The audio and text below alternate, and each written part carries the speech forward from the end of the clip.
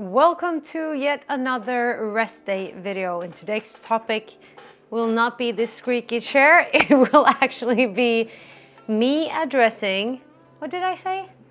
Oh, how to know when to have a rest day. Yes, so today's topic will be how do I know, or how will you know when it's actually time to take a rest day? But first and foremost, I need to show you guys. Look at those flowers. Thank you. He was so kind to me yesterday. It was really nice. And we even played a board game. That was fun. Oh, I haven't even put it out. I haven't even, yeah. Even though you smashed me 2 rounds, so I was a little bit angry. He's such a sore loser, but I had my smarty pants on yesterday. Anyways, enough with that. Let's go over thing number 1. How can you know that you truly need to rest? And make sure to smash this like button because I know that you will benefit greatly from this video, and also consider subscribing too because, you know, that helps algorithm too. Thing number 1, and this is my own experiences many times, but what I tend to realize or experience the day before is either I get super hungry or I feel sick to my stomach. There's like either or. Either I want to eat a cow, don't take that literally, or I want to not have anything to eat at all. So there's like two, because I mean, I'm always hungry. And when I notice that I'm either extremely hungry, what's going on today? Extremely hungry, or if I'm not hungry at all, that is warning signs to me. Thing number 2 that can tell you that you might be struggling now and might need a rest day. Your entire body is screaming at you, so you get moody. You get very easy to irritate and you get kind of snatchy. Like I was just a few seconds ago because I couldn't find a place to be in this very small apartment. And when you notice that when you react to things extremely much and you're not on your period or the days before your period or whatever, if you just notice that you're very sensitive, that might be one of the biggest keys for you to actually, okay, let's actually take a step back, let's relax for today. Because quite frankly, who wants to be around a person that's super irritated all the time? So make your surrounding a big freaking favor and take a day off the gym. Thing number 3, which can tell you that you are actually resting too rarely, that will be that you're getting more and more sick. Like maybe you're starting to get colds more frequently, maybe you have more headaches, maybe you have more stomach issues. If you see that those things accumulate over time, that might mean that, let's say that you're doing 6 days a week of workouts. Maybe you, for a couple of weeks straight, need to go down to 4 or 5 workouts or even 3 workouts just to make sure that your body has enough time to recover. And just like immunity, that is also one of those that's on a more long-term span of things that can show you that it might be a good time frame to consider adding in more rest days or adding in more recovery sessions, etc., would actually be progression. So if you feel like, oh, I'm pushing it, and I feel like I'm doing everything accordingly, I'm eating enough, I am taking the supplements that I need, I am doing this, and that, and you still do not see the progression that you're looking for, then maybe that is also a huge sign that, hey, it's actually might be the perfect timing right now to step down just a slight smidge. And here is a big one, your sleep. So either it can be that you have the hardest time to fall asleep or stay asleep, or it can be that you fall asleep very easily and you wake up, you're 7 to 8 hours later, but you still do not feel rested. You feel just as tired as you were when you went to sleep. Those are all things that can show you that you are over-exceeding or overexerting yourself, your own body, that it needs to just calm down for a second. Your heart rate will be an indicator in a sense that if you notice that even if you're seated down and you're taking it easy, your heart rate is still elevated and it cannot seem to come down as much as it should. That is a very prominent marker that your body has a hard time to recover.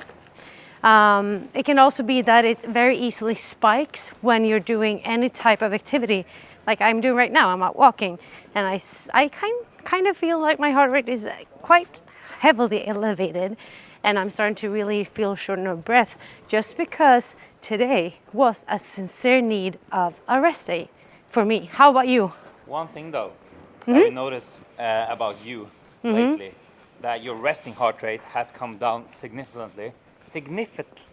Significantly. That's a hard word to say. Yeah. Since like a couple of months back. Yes. Because then it was like super elevated, and now you have rested more. Yes. It's been coming down. So instead of pushing myself 6 to 7 days a week, I am now following the program of 5 days of training per week, and now my heart rate is actually more stable. So that's awesome. It's exactly where I wanted it to come. Another huge thing is soreness. If you actually tend to feel extremely sore and that you simply do not recover between your workouts, which leads me to the last one, is continuous bad workouts in a row. Makes sense, huh? Because if the more sore you get, the more you feel like you do not actually recover, the less good will your workouts become. And that will make you very irritated. So everything kind of goes hand in hand. But soreness and bad workouts are really, truly two extremely strong components that can tell you that you really need to rest.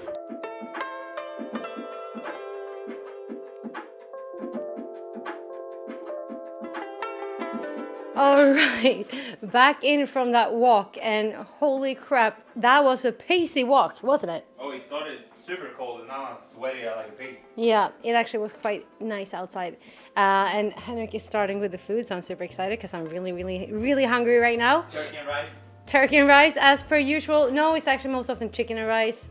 But rice, I am such a big fan of rice. Anyways, let's wrap this up. Let's take a conclusion. There are a few things that you will see on a weekly basis that might mean that, hey, just maybe tomorrow take a rest day. And those things would be your hunger levels, how you sleep, it might be your soreness, heart rate. I would say those are a few key components to how you can determine it, like, oh, maybe I should actually rest today or rest tomorrow, because maybe you have already trained today. That together also with, of course, you have had a couple of bad workouts in a row. Those few things kind of tell you like, hey, it's time to actually take a rest day. And then there's a long-term effect things that you can look at if you actually need to program yourself with less training days for a shorter period of time. Because what most people don't even realize is that you are actually supposed to macro plan your entire year and go with your training intensity in different levels, and also depending on your goal setting, etc., etc. But there's a few things that might give you an indication on, okay, maybe it's time to go down in training volume for a period of time. And those would be that immunity that I was talking about. Maybe you're getting frequently sick, which keeps you away from being as consistent as you want to be. Number 2 would be lack of progression. Is also one of those things, because if you see that the progression that you want to make does not happen, that means that you should probably look over what you're doing, what you're not doing, and change those things. Number 3 would probably be that you are sore constantly, that you feel like you're most often in pain and your joints are hurting and all of those things. That can be a huge indicator on, okay, maybe turn down the training volume just slightly.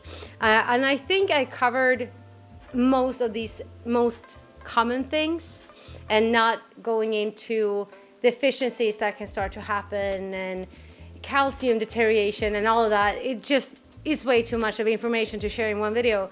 But why I am sharing this is simply because I have the hardest time to rest. That's just honest truth. I have a hard time resting on a daily basis. Like, oh, maybe I'm a little bit too tired today. Maybe I should stay away from the gym. But also like programming myself to less working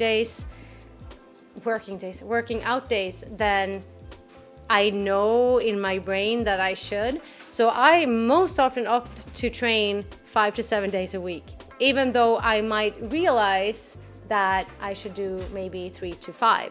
So that is why I wanted to address this today, because it is very common that people that love what they're doing at the gym so much that it's really, really hard to understand when it's time to take a step back. I mean, for many people, taking a step back is the easy part. But for you, that's more similar to me. I just wanted to make this video happen because I think it's a very unspoken thing to talk about. So here it is. Here's the rundown, and I hope that this video gave you some ideas on how you can actually perfect your own progression from being smart with your training. Train less, train more intense, step away from the intensity, whatever that you need to do. Because if you're not going forward, either things are missing or you're doing it wrong or you're doing too much. So take a second, review what you're doing, and then get back to work. Whether that is resting or if it's actually working, that's going to be up to you and your body to tell you. So guys, I hope it makes sense. I hope you learned something today. And with that being said, ses man, ha det bäst!